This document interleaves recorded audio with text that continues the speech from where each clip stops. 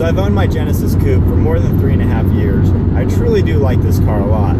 However, there are a few things that aren't quite optimal about this car. Number one, this car does have rear seats, which is nice, but they're not really good to sit in. When you're back there, your head is going to be at an angle because there's really no headroom. Your legs are going to be pretty tight as well. The seat in front of you is going to be right here, and your knees have to go as wide as possible to be kind of comfortable. And really, your best way to sit is across both seats, which probably isn't the safest thing to do. But in terms of practicality, it is nice just to have the option of rear seats. And with this kind of car, I consider it a 2+2 seating where I'm lucky to have rear seats. But if you want to be back there for any length of time, probably don't want to because it's not that fun. Number two, to open the trunk, there's two buttons. You have a little lever on the door, and then the key fob has one. But there's no button on the rear of the trunk at all. So if you have groceries or something in your hands where you can't really get to your pockets, it's kind of tough. You have to walk up to the back, put everything down, dig in your pocket, get your key out, and then press the button, let the trunk pop, and then open it up, pick everything up, and then put it back in the trunk. It would be nice if they did something like the G37, where it's got that little tiny chrome button in the rear taillight, where you just press the button and the trunk will pop open. So it's a little hassle, but not really that big of a deal. But it would be kind of nice if there was something back there to open up the trunk, just to make it a little more convenient. And even the Aston Martins had that little chrome button in the center above their wing badge. Something like that would have been nice as well. Number three, the stock tune on this turbocharged Genesis is pretty conservative.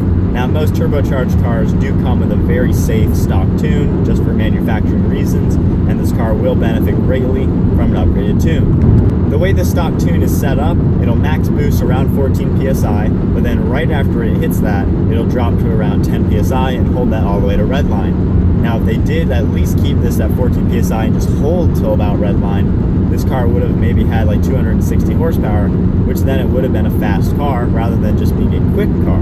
So stock turbocharged cars still always going to need a tune, but if they had at least done that, it really wouldn't have needed a tune that bad. Whereas an upgraded tune, I think, will do like 16 psi, and it'll hold that all the way to redline, giving me a lot more power.